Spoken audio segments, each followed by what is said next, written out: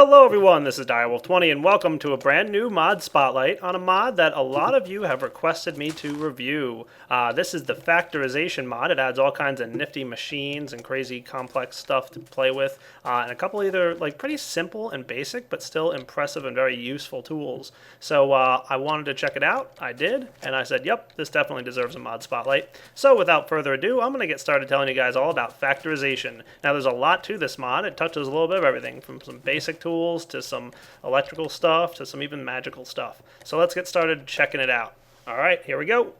Alright, the first item near and dear to my heart that I've always wanted and had for a while, didn't have for a while, miss it, have it back, love it, great thing, is the Pocket Crafter. It's pretty simple. A stick and a crafting table will give you a portable crafting table. Very cool. Now you can see that over here is my current inventory, and pretty much what we have set up over here are the crafting table area.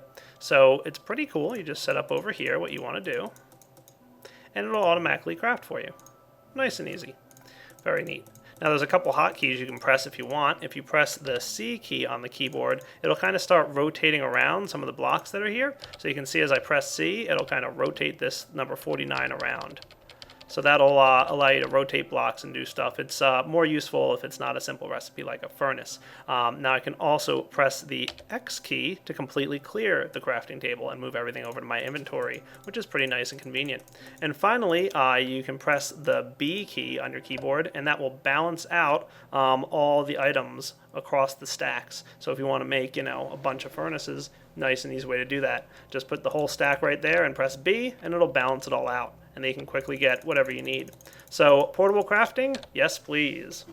Next up we've got the barrel. Now this guy is another really simple but incredibly cool block. It's pretty neat. How about I show you right now? All you gotta do is take some items in your hand and right click on the barrel, and that's going to establish what type of item goes inside the barrel. Now this barrel has 61 cobblestone in it, and it will only accept cobblestone. You cannot put other types of items in there. So let me just show you here that you cannot put dirt in or anything like that. Now you can very easily just right click again with your cobblestone there, and you can see that you've got one stack of 64 and 45 more. Pretty neat. If you double click with a stack of cobblestone, it'll add all the cobblestone that you had in your inventory to the barrel. Pretty awesome. And left click to pull a stack out. So a very nice and easy way to store a bunch of the same material and easily retrieve it. And I can just keep left clicking to get it all back out, double right click to put it all back in. Awesome. Now this thing does also work with pneumatic tubes, which is really, really cool. Do note that you have to connect the pneumatic tube to the top to put items in, and you have to connect it to the bottom to get it out. So you can see there's no connection on the side. And this guy can store quite a lot of stuff. You can't store damaged items though. So let's go ahead and put some more cobblestone in there. Pretty cool. And I'm going to go get some cobblestone out of this guy. And what I'll do is I'll place inside this chest a bunch of cobblestone and some dirt, let's say. That looks good. So you'll note that the cobblestone will go inside the barrel, but the dirt will not. It'll go ahead and go down to this other chest. So this is a nice way to set up. I, in many circumstances, in fact, have wanted just, a chest full of cobblestone, a chest full of dirt, but I didn't want to waste a sorting line on, just one color gets, wasted for just cobblestone. So this is a nice way to do it. You could have, a bunch of these things set up, all assigned to the same color, and then you could do, dirt would go into one, cobble into another, and they can store about 64 stacks worth of items. Now if you want, you can go ahead and get this guy, a extra dimensional storage upgrade. It requires some pretty complex materials, and I get into how to make dark iron ingots in just a bit. But you can go ahead and throw that in there. Just shift right click to install the upgrade, and then it can store a bunch more. So plenty of storage inside barrels. Really, really pretty cool little mechanism.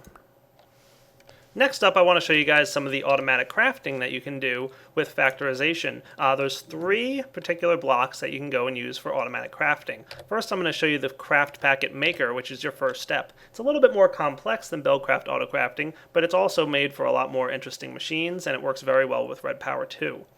You can see you just need a crafting table and piston to get your Craft Packet Maker.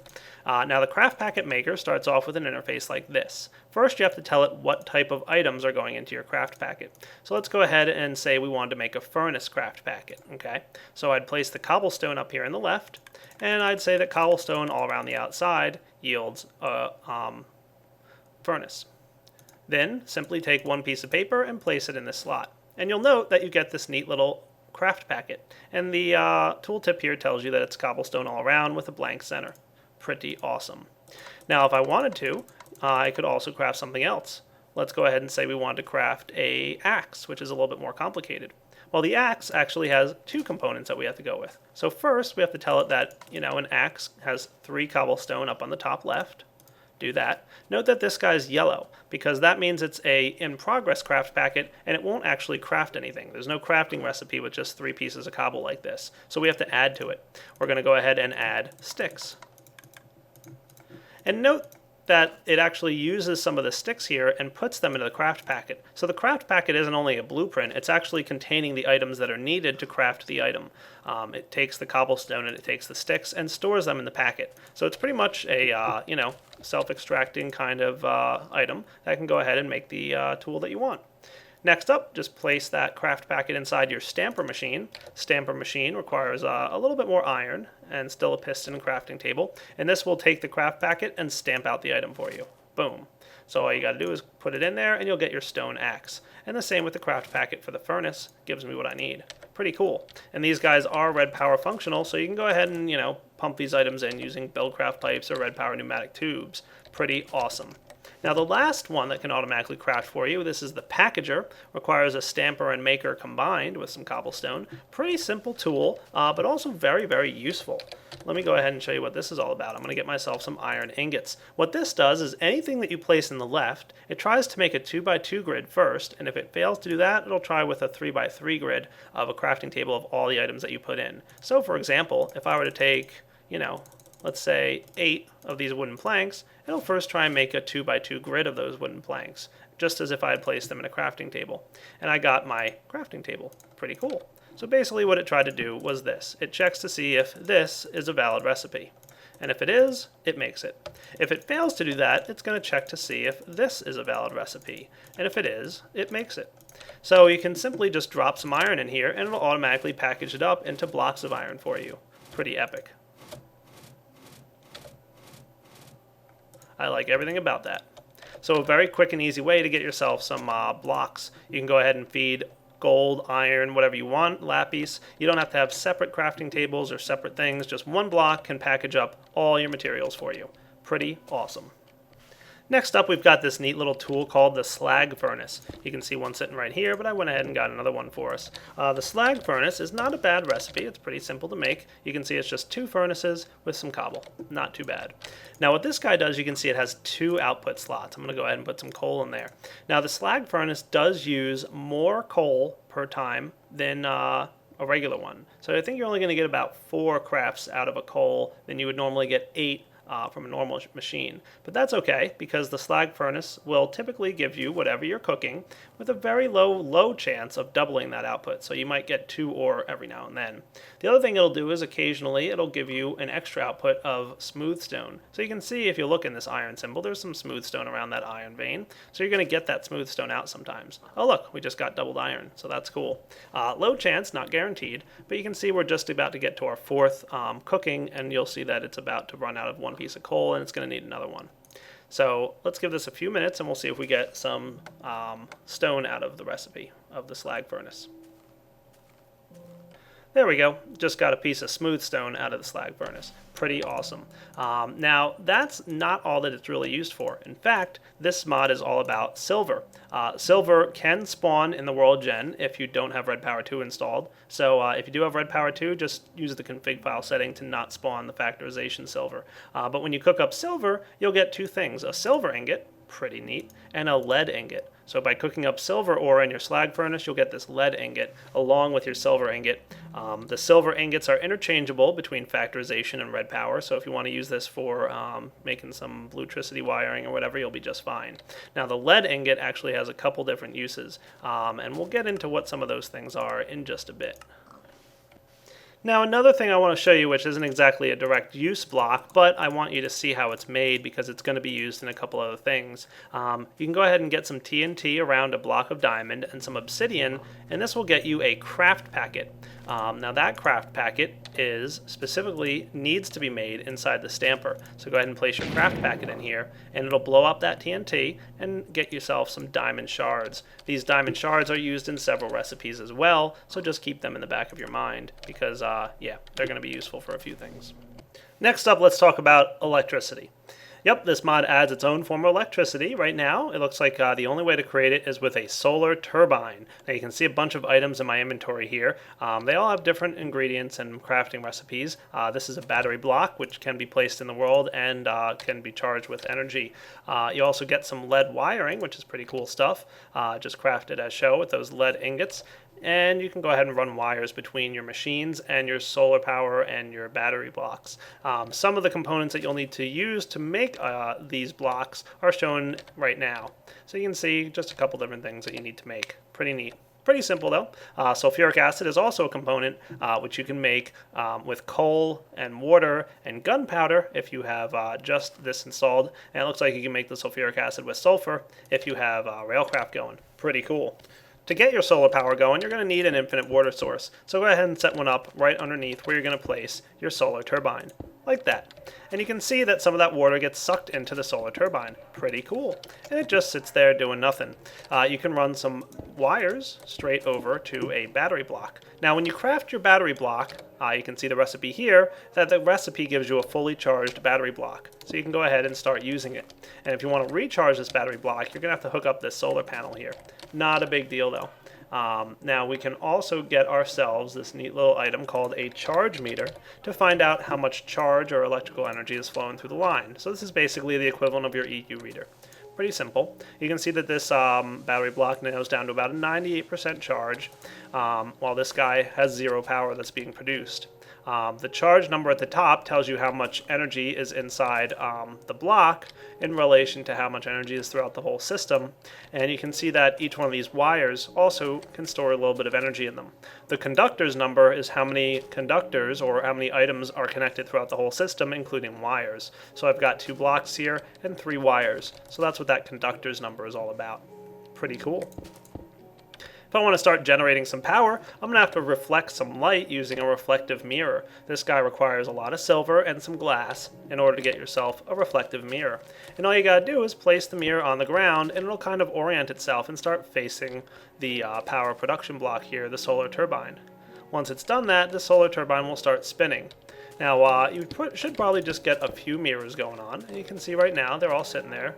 And this thing will start spinning in just a moment. Now over here I've got another setup already ready to show you guys a pretty good solar mirror thing. You can see it going. Now if you do happen to place a solar mirror down and it starts spinning all by itself, you'll note, let's see if I place a new one here, it should do it. It's just going to keep spinning and it's never going to orient. That means that it hasn't been able to find the solar generator that's there. So they should stop spinning and face the generator once they've been placed down. Pretty cool. Awesome. And the more solar mirrors that you have here, the faster this guy spins and the more energy it produces. So this guy, you can see there's 12 conductors on this line. You can see a bunch of blocks over here and wires. And right now it's got a lot of charge and it's producing a good amount of power. The power number here is how many solar mirrors are hooked up basically. Now let's talk about the items that you can use this power on. The first one is called the furnace heater. Now this is a pretty interesting block. It's very different from the approaches of many other blocks you may be familiar with. You can see once it's placed, if it has power, it's going to glow a little bit red like that. And we can go ahead and use our charge meter to make sure that everything's behaving the way we want it to. As you can see, it's got a charge. Now this guy does not have an interface, so right-clicking on him does nothing. You cannot place ores inside to be cooked. However, what you can do is put a furnace next to this block, and it'll run off the power. So instead of adding its own furnace, and this also works with the slag furnace, by the way. Let me just get a couple of these guys. Instead of going ahead and placing the blocks directly inside the heater, you just place your ores or whatever inside your regular old furnace, and the heater will heat up the furnace for you. It's a pretty neat little mechanic, and it's a little different from most of the other built-in furnaces. So you can see here this guy trying to split its heat evenly between the two blocks next to it. So pretty cool. And this guy is also used for a couple other blocks in the near future, so keep that guy in the back of your mind.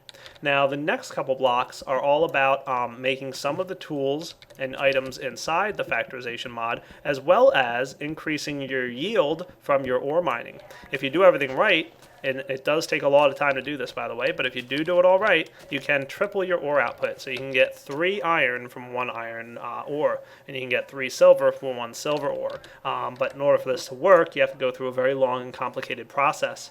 And you can kind of, there's several steps that you can do, and you can stop at any point along the way. So you can, get maybe 150% instead of all the way up to 300%, and just not take as long. So let's check out these blocks now. So step 1 is getting yourself a grinder. Grinders are pretty neat little devices. I've got one right here ready to go.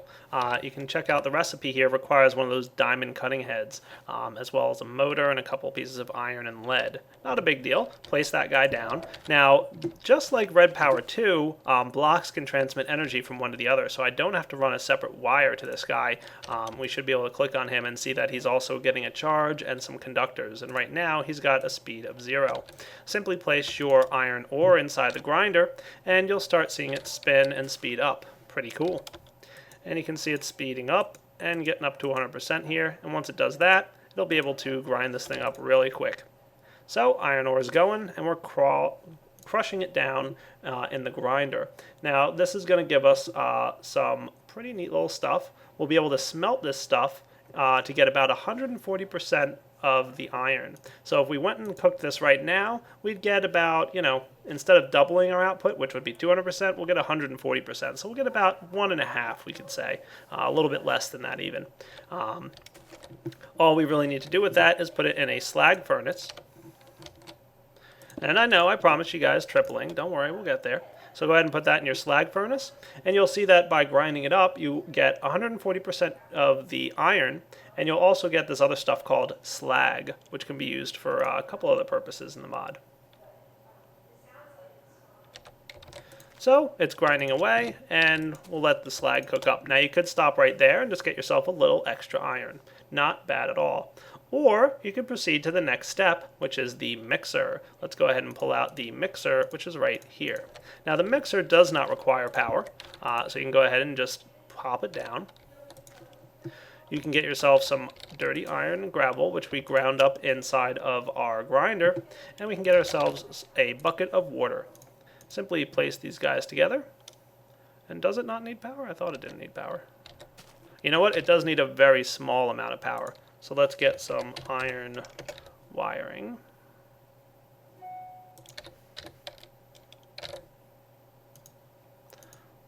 Lead wire. I was wrong.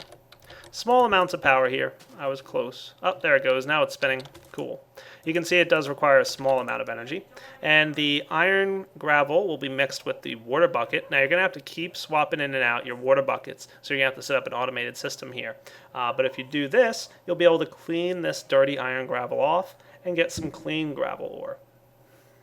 And note that once it's finished, you get back your empty bucket, as well as some of this sludge and some clean iron chunks. Cool. So it's a nice way to clean it off. Now you can combine sludge with dirt and get yourself some clay if you want. Pretty neat. But otherwise, you could go ahead and just start cooking up your clean iron chunks if you wanted to. And again, you'll still get about 140%. However, let's go ahead and pull this out. I'm going to take these clean iron chunks and cook them up in a slag furnace. Once we do that, we'll get reduced chunks. See that? Pretty cool. Now the reduced iron chunks, if you cooked it up, you could get about a 200% yield. So we'll get 2 iron for every iron block that we put in if we continue up to this step. However, there's one more step that we can do. This one will actually take the longest amount of time. It's the crystallizer. The crystallizer, right here, placing it down, again, requires a bit of power. Not a big deal. Or no, it doesn't require. This is the one that doesn't require power, but you know what it does need? A furnace heater next to it. So we'll get a furnace heater set up, and our crystallizer has to be next to a furnace heater. So you have to use the furnace heater. There's no way to store this yourself. You're going to need some of that sulfuric acid, which I told you guys about a little bit earlier. Pretty easy to make. You know, just put one in there and put all your reduced iron chunks somewhere along the outside here. Now this crystallizer can accept up to 5 stacks of these reduced iron chunks. Let's get ourselves a bunch. You know, we'll get some reduced iron chunks. We'll get a stack. So we could just go ahead and put a bunch in here. It doesn't really matter where you put them. You can put all 64 in one slot. You can put 5 sets of 64. This block will take 20 minutes to run. It has to heat up these reduced iron chunks and then let them cool and crystallize for about 20 minutes. So go ahead and let this thing sit for a good while. And what you'll wind up with in the end, I've got one prepared over here in my testing area, are some crystallized metal. So crystalline iron right here. Pretty cool stuff. Just need to cook it up in a slag furnace and you're good to go. So let's run some more wire. I had stopped running wire here when I was testing. Place your crystallized iron inside your slag furnace and we should get some cool stuff. So you can see here I've got my crystalline iron inside my furnace and we should wind up getting a good amount of iron out of that. Pretty cool. So again, you can triple your ore output by going through this long and complicated process, but if you stop at the quick mode, you can get up to about double pretty easily. Pretty cool set of machines. I like them. Now let's get into some of these little magical things that I told you about. Maybe not so much magical, but I don't know, it feels to me like there's a little touch of magic going on here. Or maybe just really, really advanced stuff.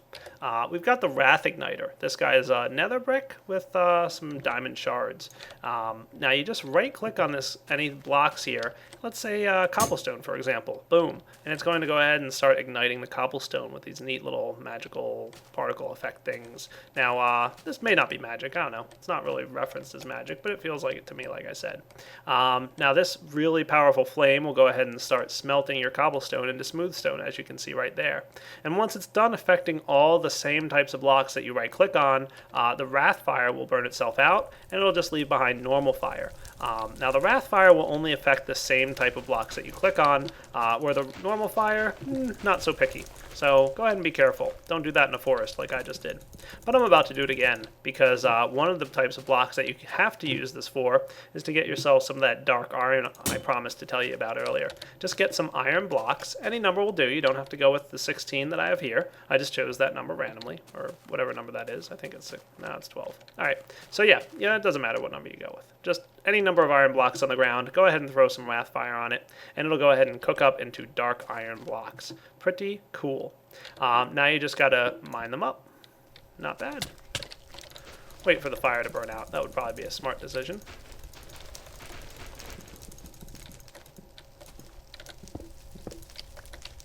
And once you've mined up your dark iron blocks, you can go ahead and crafting table them into some dark iron ingots. And these guys can be used for a bunch of different things. Most notably, the bag of holding, this neat little logic matrix programmer. This guy makes some logic matrices, which are used for some other cool stuff. And the router, which is my favorite block, I think. You can see the router here, of course, does require some Eyes of Ender and some Ender Pearls. So make sure that you've got pretty much all you need. It's a pretty high-tech item. It's really, really cool, though. And I'm going to show you guys how the router works right now. So the router, when placed down, is a really interesting block.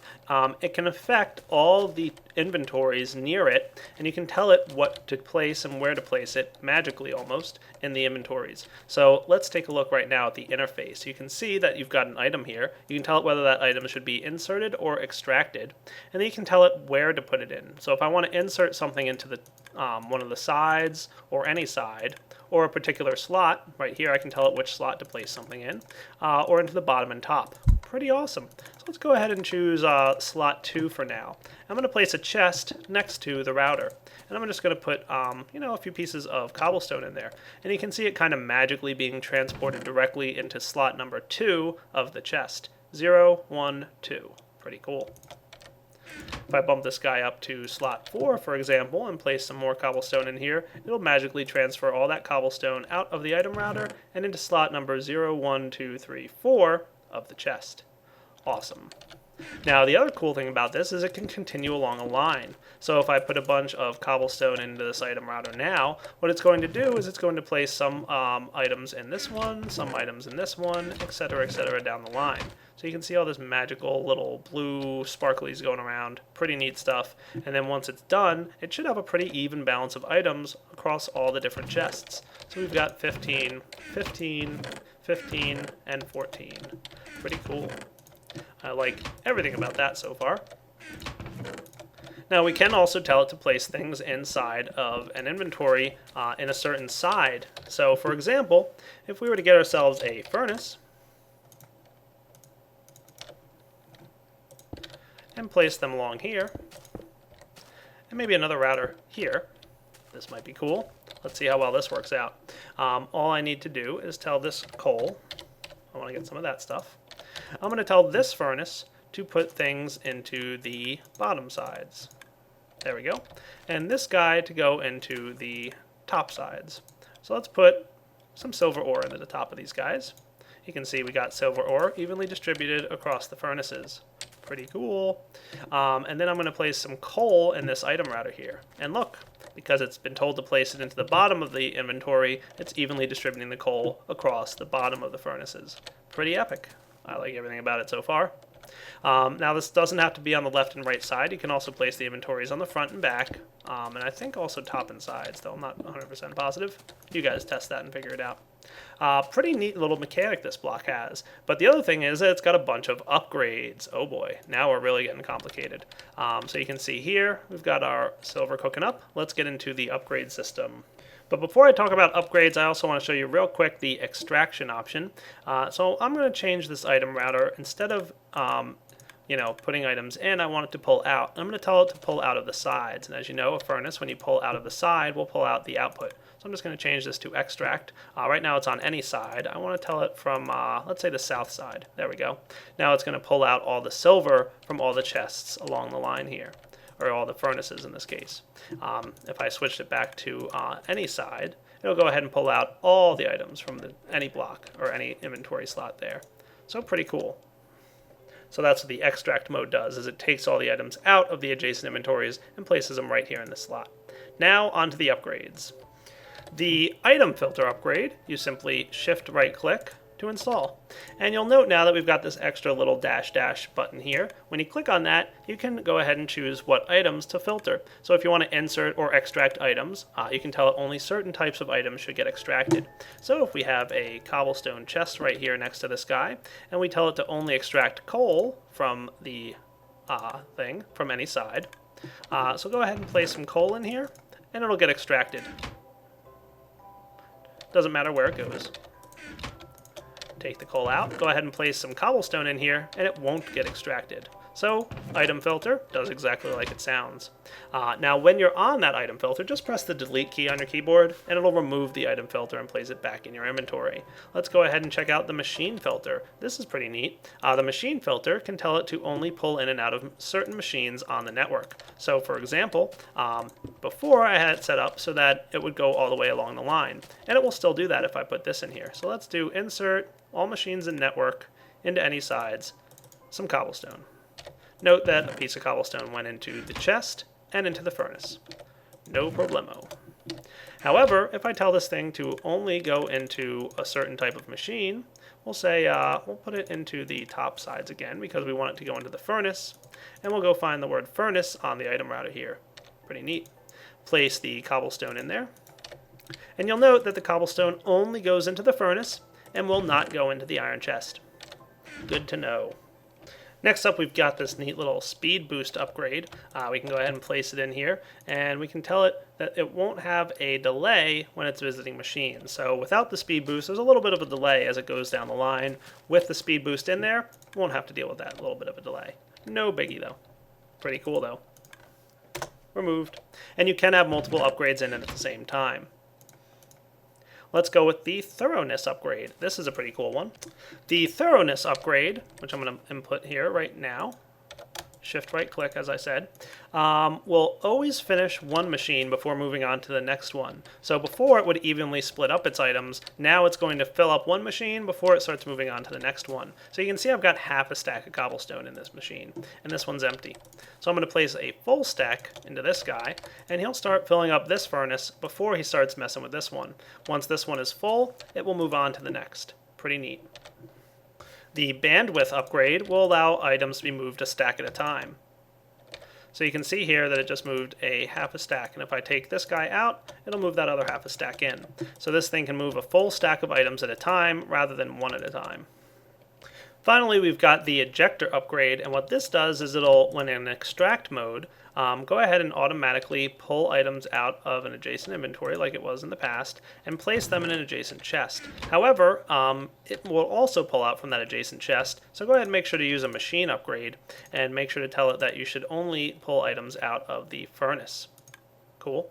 And we can tell this guy to which side to eject to. So you can see there's little colors here right now. I'm going to tell it to eject to the purple side. So let's find eject to west. There we go. So it's now ejecting all the items it got out of the furnaces and into the chest adjacent to it. So that's what the ejector upgrade does. Pretty cool. The router is an exceptionally powerful block all by itself. The upgrades here, some of them require these logic matrix identifiers. These guys are crafted using a logic matrix programmer and a logic matrix all by itself, which has to be made in a crystallizer. So there's some items I haven't shown you just yet. The other thing is this logic matrix programmer can only be found inside chests in dungeons. So you're going to have to go ahead and look those guys up. In a dungeon somewhere, you won't be able to craft them. But that's only for the upgrades. For the router itself, all by itself, you can go ahead and do all that cool stuff with a Eye of Ender and an Ender Pearl. Pretty sweet. It's a really neat block with a lot of powerful functionality. Next up is a very cool item that is very near and dear to something I've always wanted, and is now available thanks to this mod. It's called the Rath Lamp. Check this guy out. Go ahead and get some dark iron ingots and some silver ingots and one of those Rath Igniters in there, and simply place this inside a nice dark room. Now a normal torch when placed on a wall won't really be able to light up too much of an area, and the further away you get from the torch, the dimmer it gets. The Rath Lamp can is pretty much like a floodlight almost. It can create a lot of light in the area. Boom. Ta-da!